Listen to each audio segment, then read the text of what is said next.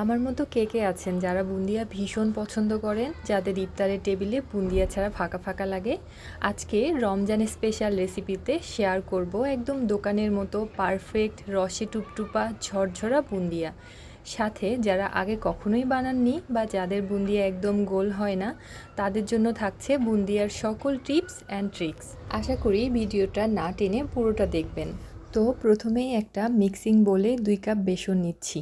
এই বেসন আমি স্ট্রেনার দিয়ে চেলে নেব।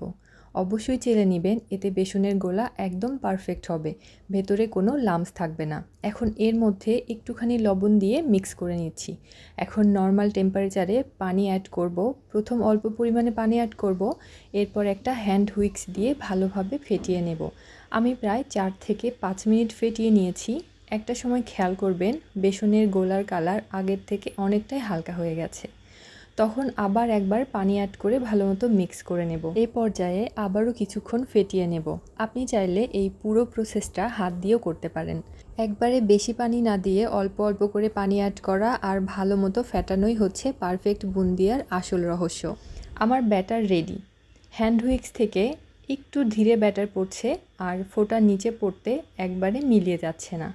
আমার এখানে 2 কাপ বেসনে 1.5 কাপ পানি লেগেছে। পানির পরিমাণ কম বা বেশি লাগতে পারে, এটা নির্ভর করে বেসনের কোয়ালিটির উপর। এখন আমি কালার অ্যাড করার জন্য 2টা বাটিতে কিছু ব্যাটার নিয়ে নিচ্ছি। এখন পছন্দ মতো ফুড কালার অ্যাড করব। আপনি চাইলে এই কালারটা স্কিপ করতে পারেন। আমার কিন্তু দোকানের মতো কালারফুল বুন্দিয়াই বেশি পছন্দ, তো এখানে এজন্য আমি রেড আর গ্রিন কালার অ্যাড করে নিয়েছি। একটা ফ্রাই প্যানে পর্যাপ্ত পরিমাণে তেল দিয়ে ওয়েট করব গরম হওয়ার জন্য। তো 1 ফোঁটা ব্যাটার দিয়ে আমি টেস্ট করছি যে তেলটা পারফেক্টলি গরম হয়েছে কিনা। তো দেখুন, ব্যাটার দেওয়ার সাথে সাথে এটা কিন্তু অনেক ধীরে উপরে উঠছে, তার মানে তেল গরম হয়নি।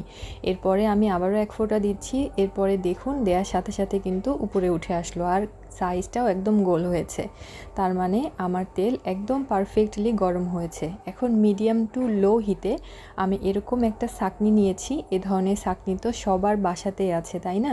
তো আমি কি করব, প্রথমেই তেলের 3 থেকে 3.5 ইঞ্চি উপরে এই ছাঁকনিটা ধরে রাখবো আর আস্তে করে 1 চামচ ব্যাটার উপরে দিয়ে দিচ্ছি। এই ছাঁকনিটা তেলের উপর থেকে অনবরত নড়াচড়া করা যাবে না বা অনেক বেশি এদিক ওদিক করা যাবে না। আপনি চাইলে খুব স্লোলি এদিক থেকে ওদিক একটু নিতে পারেন যেখানে তেলটা ফাঁকা থাকে। তো এরপরে ব্যাচ যখন আমি দেব, এভাবে ছাঁকনির গা থেকে যে এক্সট্রা ব্যাটার ছিল এগুলো ভালো মতো মুছে আমি পানি দিয়ে ধুয়ে এভাবে শুকিয়ে নিচ্ছি। আপনি চাইলে টিস্যু বা যে কোনো টাওয়াল ইউজ করতে পারেন। তো প্রত্যেকবারই দেওয়ার সময় অবশ্যই এই কাজটা করতে হবে। তো আমি প্রথমে কালার ছাড়াগুলো ভেজে নিয়েছি, এরপরে লাল কালার ভেজে নিচ্ছি। দেখতেই পাচ্ছেন কতটা সুন্দর গোল গোল হয়েছে, মাশাল্লাহ, দেখেই শান্তি লাগতেছে, তাই না? আপনি যদি খুব বেশি উপর থেকে ছাঁকনিটা ধরেন সেক্ষেত্রে কিন্তু আপনার বুন্দিয়াগুলো একদম গোল হবে না, নিচের দিকে একটু লম্বা হবে। তো আমার প্রত্যেকটা ব্যাচই এরকম গোল গোল হয়েছে, খুবই সুন্দর লাগছে দেখতে। মন তো চাইছিল আপনাদের সাথে সবগুলো ব্যাচেরই ভিডিও শেয়ার করি, যেন সবগুলো ব্যাচে আপনারা দেখতে পারেন যে কত সুন্দর পারফেক্টলি গোল হয়েছে, কিন্তু ভিডিওটা অনেক বড় হয়ে যাবে। তো এজন্য প্রত্যেকটা কালারের আমি একটু করে ভিডিও দিচ্ছি। তো এরপরে আমি সবুজ কালার ভেজে নিচ্ছি। একদম লো টু মিডিয়াম হিটে ভেজে নেবেন, না ছাড়া কিন্তু কালারগুলো অনেক তাড়াতাড়ি পুড়ে যাওয়ার সম্ভাবনা থাকে আর কালার সুন্দর আসবে না। তো একদম লো টু মিডিয়াম ফ্লেমে এটা আমি কিছুক্ষণ ভেজে নেব, এতে করে সুন্দর ক্রিস্পিও হবে, কালারটাও সুন্দর থাকবে। তো এখন আমি সবগুলো ভেজে নিয়েছি, দেখতেই পাচ্ছেন কত সুন্দর গোল গোল হয়েছে আর 2 কাপ বেসনে এতগুলা বুন্দিয়া হয়েছে, ভাবা যায়? তো সবগুলো আমি একসাথে মিক্স করে নেব। এরপর এখান থেকে 2 বয়াম আলাদা করে রাখবো, এগুলো পরবর্তীতে যখন প্রয়োজন তখন আমি শিরায় ডুবাবো। এভাবে পুরো রমজান জুড়ে কিন্তু আপনি একবারে বুন্দিয়া বানিয়ে সংরক্ষণ করতে পারেন। তো দেখুন এগুলো কত সুন্দর গোল হয়েছে, সাথে কিন্তু ক্রিস্পিও। তো এখন আমি অর্ধেকটা বুন্দিয়া রসে ডুবানোর জন্য নিয়ে যাচ্ছি। তো শিরা করার জন্য একটা প্যানে আমি 1 কাপ চিনি আর 1 কাপ পানি দিয়েছি। যখন ভালো মতো ফুটে উঠবে তখন আমি 1 চামচ ঘি দিয়ে দিচ্ছি। ঘি দিলে খুব সুন্দর একটা ফ্লেভার আসে।